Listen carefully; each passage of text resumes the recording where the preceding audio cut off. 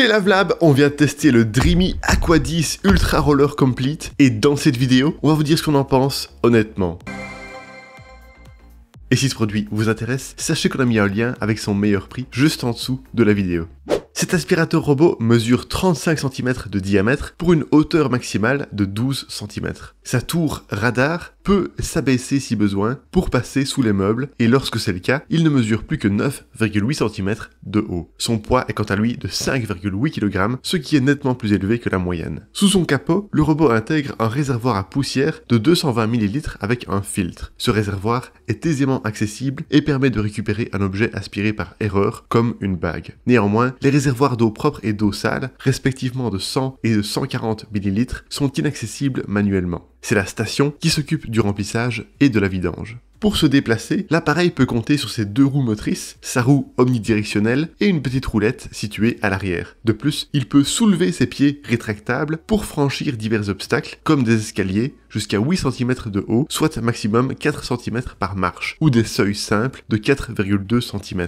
Si la pièce est trop sombre, il peut aussi allumer automatiquement sa lampe LED. Durant nos tests, il a bien longé les plinthes tout en passant sous les radiateurs. Par contre, il n'est pas passé sous un meuble de 10 cm de haut. La station est assez imposante. Elle mesure 42 par 44 par 50 cm et pèse 11 kg. Elle a un réservoir d'eau propre de 4 litres, un réservoir d'eau sale de 3,5 litres, un sac à poussière de 3,2 litres et un double compartiment à détergent. Elle se charge de vider le bac à poussière du robot lorsqu'il revient à la station, puis de stocker la poussière dans son propre sac. Ce sac peut contenir jusqu'à 100 jours d'aspiration selon la marque, ce qui facilite l'entretien.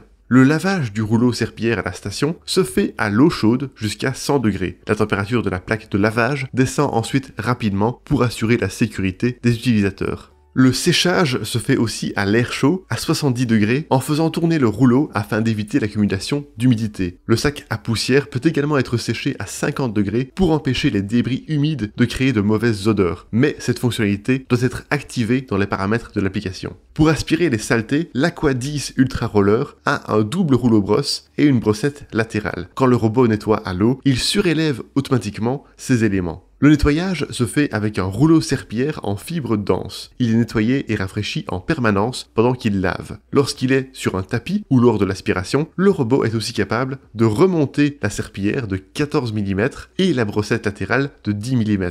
Dans ce cas, un capot vient recouvrir la serpillière pour garder les surfaces sèches. Du côté droit du robot, la brossette latérale et la serpillière sont extensibles. Ça signifie que ces deux éléments sortent sur le côté pour nettoyer au plus près des plinthes et dans les coins. En ce qui concerne l'entretien, au quotidien, il suffit de vérifier que la station a assez d'eau propre et de solutions nettoyantes. Il faut aussi vider le réservoir d'eau sale lorsqu'il est plein. Quand c'est nécessaire, il faut procéder au changement des composants du robot, comme le rouleau brosse ou la brossette latérale.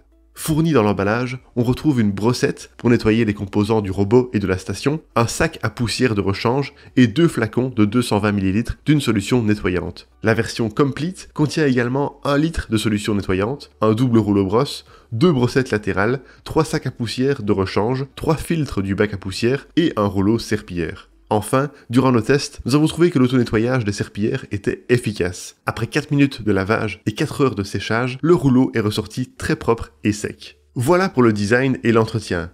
Passons maintenant aux fonctionnalités. L'Aqua 10 Ultra Roller a 2 boutons sur le dessus de son radar, celui de mise en marche du nettoyage et celui de retour à la station. Sous son capot, on retrouve aussi un voyant Wi-Fi qui fait office de bouton de réinitialisation. La couleur du cercle LED autour de la tour radar change en fonction des circonstances. Il est en bleu quand le nettoyage est en cours ou terminé, vert quand il est en charge et clignote en orange lorsqu'il y a une erreur. Le robot se connecte à l'application Dreamy Home via Wi-Fi. La configuration est rapide. Cependant, cette application manque un peu d'intuitivité selon nous, tellement elle regorge de menus et d'options. Dedans, on trouve une vue sur la carte en cours d'utilisation, on peut suivre le robot en direct, voir le nombre de mètres carrés parcourus, le temps de nettoyage et l'autonomie restante en pourcent. Un bouton permet d'accéder au menu de gestion des cartes. Vous pouvez fusionner ou diviser des pièces, ajouter des zones interdites ou des murs invisibles, renommer les pièces, ajouter des meubles, modifier le type de sol ou ajouter des tapis et indiquer la présence de rideaux, de rampes, de seuils et de zones de faible hauteur.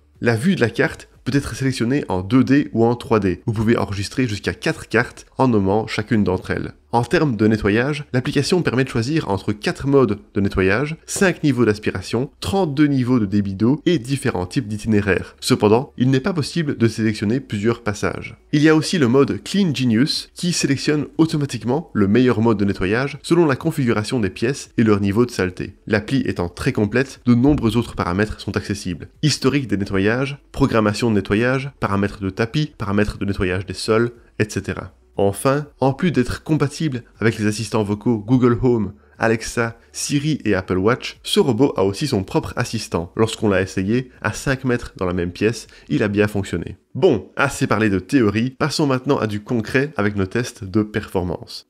Durant nos tests, nous avons noté que la cartographie était assez précise. Elle a été réalisée en 50 secondes dans notre zone de test simple de 11 mètres carrés. Une seconde cartographie, cette fois-ci d'un étage avec plusieurs pièces, a pris 11 minutes. Malheureusement, le robot s'est montré sensible aux obstacles pendant le processus. Il s'est coincé plusieurs fois et il a interrompu son travail malgré une batterie encore suffisante. Pour se déplacer dans l'espace, le robot peut compter sur une tour radar, un capteur binoculaire, un projecteur de points, un capteur de bord situé sur le côté, un capteur de tapis et 4 capteurs de vide. Il peut aussi prendre en photo et indiquer le type d'obstacle qu'il rencontre. Pour le mettre à l'épreuve, nous avons placé une plante, un sac à dos avec des lanières, une peluche, une chaussure, un câble, une balle et un fauteuil dans notre zone de test de 11 mètres carrés. L'appareil a bien pris en photo tous les éléments, sauf le câble qu'il n'a pas repéré et qu'il a coincé sous ses roues. Heureusement, il a su contourner tous les autres obstacles. Dans une zone plus restreinte, nous avons placé une fausse crotte de chien. Dans un premier temps, il l'a repérée et évitée, mais ne l'a pas prise en photo. Lors d'un deuxième essai, il est carrément passé dessus, ce qui nous décourage un peu à le recommander aux propriétaires d'animaux. Pour ce qui est du vide, le robot l'a également bien détecté, que ce soit du haut d'un escalier ou de seuils de 7,5 et 5 cm.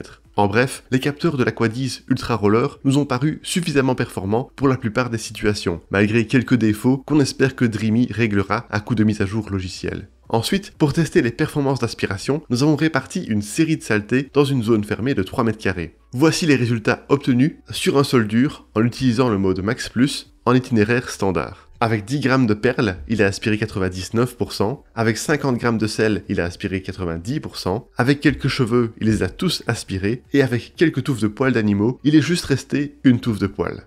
Ensuite, nous avons procédé de la même manière sur un tapis à poils courts. Avec 10 grammes de perles, il a aspiré 90%. Avec 50 grammes de sel, il a aspiré 50%. Il en est resté beaucoup dans les profondeurs du tapis, mais c'est notre test le plus difficile. Avec quelques cheveux, il n'est resté qu'une petite touffe de cheveux. Et avec quelques touffes de poils d'animaux, pareil, il n'est resté qu'une petite touffe de poils. En bref, le robot délivre une impressionnante puissance d'aspiration de 30 000 pascal qui lui a permis de bien s'en sortir lors de nos tests, surtout sur sol dur. Les particules fines, qu'il n'est pas parvenu à aspirer, étaient essentiellement situées sur les bords. En revanche, sa puissance d'aspiration entraîne également un souffle important qui a fait voler une touffe de poils lors de nos tests. Sur tapis, les résultats ont été un peu moins impressionnants. Il est resté beaucoup de sel dans les profondeurs du tapis, par contre, ses performances ont été correctes avec les cheveux et les poils. La double brosse anti-enchevêtrement a presque toujours rempli son office. Lors de la première aspiration sur sol dur, une grosse touffe de poils s'y est retrouvée emmêlée, mais ce problème ne s'est plus reproduit par la suite. Pour tester les performances de lavage, nous avons fait des traces de boue et de café séché. Nous avons ajouté de l'eau et de la solution nettoyante dans les compartiments dédiés et placé la serpillière. Le robot a été réglé sur le mode Max Plus avec un débit d'eau maximum et la boue séchée est quasiment totalement partie après un passage. Il est juste resté quelques traces incrustées dans les sillons du sol. Le café séché a aussi donné du fil à retordre au robot, surtout pour les traces foncées. Quelques-unes sont restées sur le sol, mais une grande quantité a été nettoyée. Pour ce qui est de la détection de notre tapis, le robot a parfaitement détecté sa présence et l'a ajouté sur la carte. Il est passé plusieurs fois dessus en relevant et en protégeant la serpillière avec son capot. Il a également augmenté sa puissance d'aspiration. Concernant le bruit en fonctionnement, voici les résultats obtenus à l'aide de notre sonomètre positionné à 1 mètre de l'appareil avec chaque mode pendant l'aspiration.